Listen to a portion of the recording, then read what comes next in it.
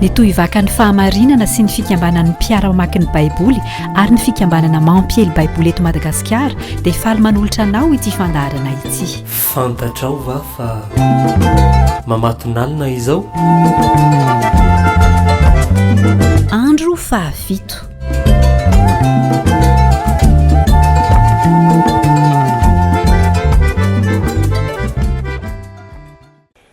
Ravina malala misaotran'Andriamanitra lehibe tsika raha afaka mifamanga indray ankehitriny amin'izao fotoana Mamatonalina 4 izao ary mamarina izany amin'ity alahady 13 jona 4 ity eo ankatoky ny fankarazantsika indrindra sy ny fanamariana ny fetim-pirenena malagasy aoka hivavaka ary isika ry Jesosy Kristy tompo sy mpanjaka ny mpanjaka o midera sy manome voninahitra anao zay no nanomezanao ireo andro maromaro efa niombonanay tamin'ity fotoana Mamatonalina ity ny arahana ny aino izay tianao ambara aminay na amin'ny mahampitondra na amin'ny mahavahoaka misaotranao zay no ny amin'ny fanahinao masina zay omenao araka ny teny fikasana nambaranao Jesosy Kristy manao hoe rehefa tonga ny fanahin'ny fahamarinana dia izy nitarika anareo ho amin'ny marina rehetra mboly zany fananao zany ihany no angatahanay ankehitriny hitarika anay ry tompo ho amin'ny marina rehetra ka ny hery ny teninao ny hanova ny fiainanay mba hamirapiratany ny voninahitra ao amin'ny anaranao Jesosy Kristy velona ilay nomena ny fahefana rehetra any an-danitra sy ety an-tany amen. Anio ry havana malala dia ny Daniel toko 4 andinina 7 sy 7 ary no handraisantsika ny afatry ny tompo. Daniel toko 4 andinina 7 sy ny andinina 4 izao ny voasoratra amin'ny anaran'ny tompo. Tamin'izay dia nody tamiko ny saiko ary nody tamiko koa ny fahalehibiazako sy ny voninahitro ho tabia ny fanjakako ary ny mpanolotsaiko sy ny andrian-dahako ny katsaka ka nampitoerina teo amin'ny fanjakako ahy sady nanampy ahy ny fahalehibiazana malaza koa amin'izany izaho Nebokadnezara midera sy manandratra ary mankalaza ny mpanjakany lanitra marina avokoa ny asany rehetra ary araka ny rariny ny lalany ary izay mandeha amin'ny fiavinavonana dia hainy ahetry amen.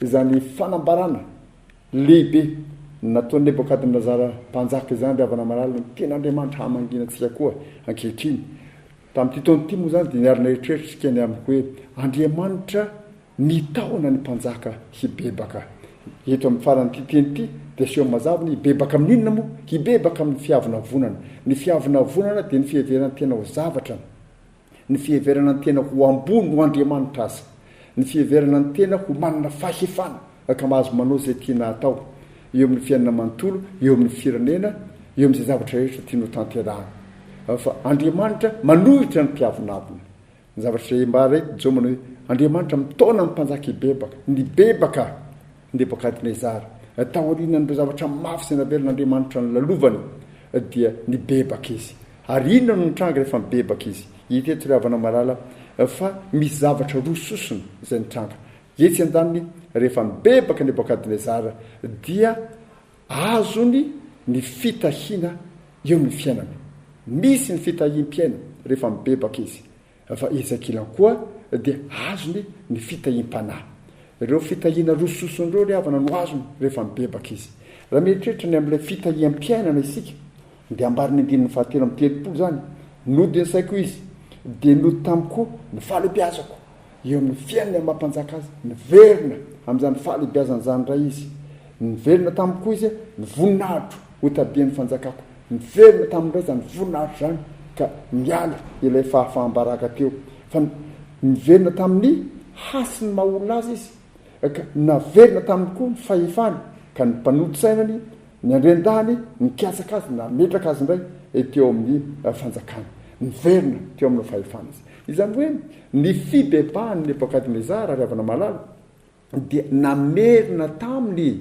ny voninahiny namerina taminy ny haja mahampanjaka azy ary namerina taminy ny fahefana zay ananany amin'izany mahampanjaka izany ary rany koa zavatra anankiray zay pasivin'Andriamanitra atsika rehefa mibebaka ny mpitondra rehefa mibebaka ny mpanjaka rehefa mibebaka ny manam-pahefana dia omen'andriamanitra azy ny voninahitra mendrika azy, omen'andriamanitra azy ny hajany, omen'andriamanitra azy ny fahefana mendrika azy, ny fahefana marina.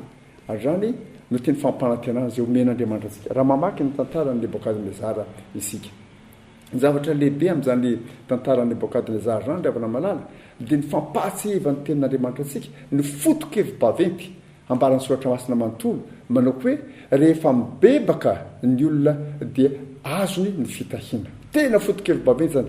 Rehefa marina ny fibebahana dia azo antoka ny fitahiana. Rehefa marina ny fibebahana dia azo antoka ny fitahiana. Zany foto-kevitra zany no iantsoan'andriamanitra atsika, anetanan'andriamanitra atsika, itoman'andriamanitra atsika hoe eo anolohan'ny fahotana ny samihafa rehetra, eo anolohan'ny fakapana rehetra mety mandresy atsika ao anatin'ny fahotana. Tsarovy re, mba manekery ibebaka e, fa raha marina nke ny fibebahanao hoe azo antoka nke ny fitahiana ho azonao e. Raha mitodika any amin'i Jesosy Kristy tsika ry havana malala, Jesosy dia nampahatsiaro zany ao amin'ilay fanoharana malaza ao amin'ny Irako 20:10. Sarotsika zany fanoharana izay fantatsika amin'ny anarany hoe fanoharany amin'ilay zanaka adala. Rehefa nibebaka ilay zanaka adala, miala tany amin'ny hanina fihinana kisotany ka nody ny sainy niverina izy. Rehefa nibebaka izy, niverina tamin'ny fitahiana rehetra, nomena akanjo vaovao izy, nomena peratra izy, nomena kapy izy, novonoina ny zavatra nafary atao, nanaovana fety izy. Izany hoe ny fibebahana marina dia miteraka fitahiana azo antoka. Rano no antson'andriamanitra amintsika ravana malala. Ary fitahiana eo amin'ny fiainana zany Nebokadnezara niverina teo amin'ny lazany sy ny voninahitra izy, teo amin'ny fahefana izy, teo amin'ny fanjakana izy rehefa nibebaka. Rano no antson'andriamanitra amintsika ravana malala. Marina anatin'ny soratra masina manontolo zany ravana malala, ny fibebahana marina azona fitahiana azo antoka. Raha ohatra hihoatra kely ny texte eto amin'ny Daniel ity sika, andeha any amin'ny bokin'ny Jona mpaminany ohatra, rehefa mibebaka amin'ny mpanjaka ny Ninive, rehefa mibebaka amin'ny mpanjaka ny Ninive ka nampibebaka ny vahoakany sy ny mpona tao Ninive, voavonjy Ninive ka tsy rava ny tanàna. Fa ny fibebahana marina dia miteraka fitahiana azo antoka. Ny tanàna ray manontolo no tsy rava, na dia fanalazain'ny Jona mpaminany ho ravo ty tanànty, ho ravo ty tanànty, ho ravo ty tanànty. Rehefa mibebaka amin'ny mpanjaka sady nampibebaka amin'ny vahoakany dia voavonjy ny tanàna. Ravana malala, antso lehibe ho antsika koa zany eto Madagasikara, mba hiantsona antsika. Ary le teny malaza raha ny oloko izay nantsona menariko ho avy nery tena hibebaka, hiala amin'ny ratsy fanaony, hiainao any an-danitra ho ny Tompoandriamanitra.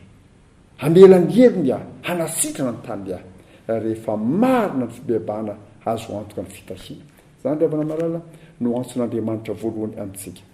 Saingy nambarako teo Mpitandrina hoe raha miresaka ny tantara ity sika dia eo ilay fitahiam-piainana, ny fiverenana, ny voninahitra sy ny laza sy ny fahefany iray raha iresaka momba ny Nebokadnezara sika. Fa misy fitahiana lehibe faharoa ravana malala izay tena ambarany soratra masina mazava koa zao tamin'ny Nebokadnezara, ny fitahiam-panahy. Rehefa mibebaka izy azo ny fitahiam-panahy. Inona moa ilay fitahiam-panahy? Ilay fitahiam-panahy dia ny fahafahana amin'ny fangejany ny fahefan'ny tany, ny fahafahana amin'ny voninahitry ny tany, ny fahafahana amin'ny fitadiavana izay ho laza mamboninahitra eto an-tany ihany. Ny tena fahafahana, ny tena fitahiana azo Nebokadnezara dia izy ilay niondrika teo amin'ny tany na ny andrandra tany amin'ilay mpanjaka ny lanitra. Arano izy ravana malala, izany fahamarinana lehibe zany, izany fahamarinana lehibe zany dia hitatsika rehefa mijery an' Jesosy Kristy isika. Sarotsika ravana malala fa rehefa hanomboka ny asa an' Jesosy Kristy araka hitatsika amin'ny filazantsara araka amin'ny Mateo 4:7 na ny Luka 4:7 dia nalainy devoly fanahy izy. Azao ny anankiray amin'ny fakapanahy izay nahazo azy. Vakiko amin'ny anaran'i Jesosy ny Mateo 4:7 manomboka amin'ny 5:9. Ary ny devoly mitondra azy indray nankany tendrombohitra avo dia avo ka naneho azy ny fanjakana rehetra amin'izao tontolo izao mba amin'ny voninahiny. Dia nanao tamin'ny hoe zao rehetra zao dia omeko anao, raha iankohaka eto anatrehako ianao. Fa hoy Jesosy taminy, mandehany ianao Satana, fa voasoratra hoe Jehovah Andriamanitra ny iankofanao, ary izy irery ihany no tomponao. Zany izy ravana malala, ny tena fitahiana dia ny fahafahana amin'ny fiankofana amin'ny Satana, no ny fitiavana fahefana, no ny fitiavana voninahitra, dia miankohako eo amin'ny Satana, miankofa eto amiko. Jesosy ravana malala dia nandresy zany. ny fanontany ary raha mba ahoana ary ianao mba ahoana fa noho ny amin'ny fitiavana fahefana ny fitiavana voninahitra ny fitiavana seza dia misy olona mivarotra ny fanahany amin'ny satana. Ny tena fitahiana tsy ny fahazoana seza sy voninahitra sy ny fiverenana eo amin'ny fahefana tsy andavana maralo tahaka n'izay nitranga tamin'ny Nebokadnezara teto. Ny tena fahafana dia ny fahafahana amin'ny fangejany satana izay mitarika anao henkohoka eo aminy mba hitazonana fahefana na mba hahazona fahefana.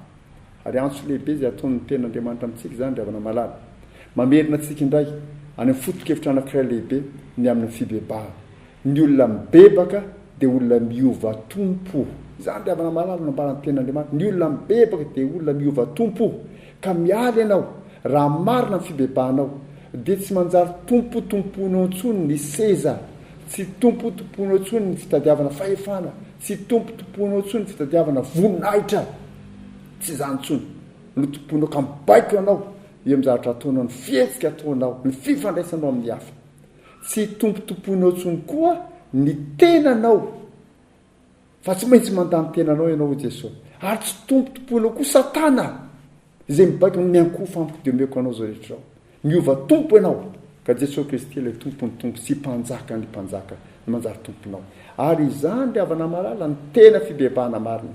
Raha ambara amin'ny Andriamanitra mitaona ny mpanjaka hibebaka dia Andriamanitra mitaona ny mpanjaka mba hanaika an' Jesosy Kristy ho mpanjakany eo amin'ny fiainany. Ary ao amin'ny fanekenan'i Jesosy Kristy ho mpanjaka ihany no andraisana ny tena fitahiana. Nahoana moa? Raha miresaka atsika ravana malala, raha miverina ry amin'ilay tantaran'ny Nebokadnezara teo, izy nge mpanjaka nanjaka teo tokoa e. Fa tateoriana kely ny farana nge ny fanjakany tahaka ny fanjakana rehetra dia mandalo avokoa ny fanjakana ny tany. Ilay mpanjaka ny lanitra ihany no manana fanjakana mandrakizay. Ary izy no manana fanjakana mandrakizay izay hitaomana antsika mba hidirana. Ary izay no nahatongavan'i Jesosy Kristy. Izay no nahatongavan'i Jesosy Kristy. Rehefa nitoviteny izy tamin'ny toroteny voalohany dia nilaza aminao hoe efa tonga ny fotoana, efa akaiky ny fanjakan'Andriamanitra. Mibebahy ianareo dia minono filazantsara. Ny taonany olona hiditra amin'ny fanjakan'ny lanitra. Ilay fanjakana mandrakizay no antombian'i Jesosy Kristy teto an-tany ry havana malala. Arany nahatonga azy nampianatra na dia ny olona mahay soratra masina indrindra tamin'ny androny azy tahaka ny Nikodemosy zao izy raha tsy ateraky indray ianao tsy mahazo mahita amin'ny fanjakan'Andriamanitra. Ataovy izay idiranao ny fanjakan'Andriamanitra. Ary izany koa ny antson'Andriamanitra amin'izay rehetra manana fahefana mandalo io fahefana impiran-taninao io. Jesosy Kristy ilay mpanjaka ny lanitra, mpanjaka ny mpanjaka, manana fahefana mandrakizay, manana fanjakana mandrakizay, ary ny hidirana amin'izany fanjakana mandrakizay izany.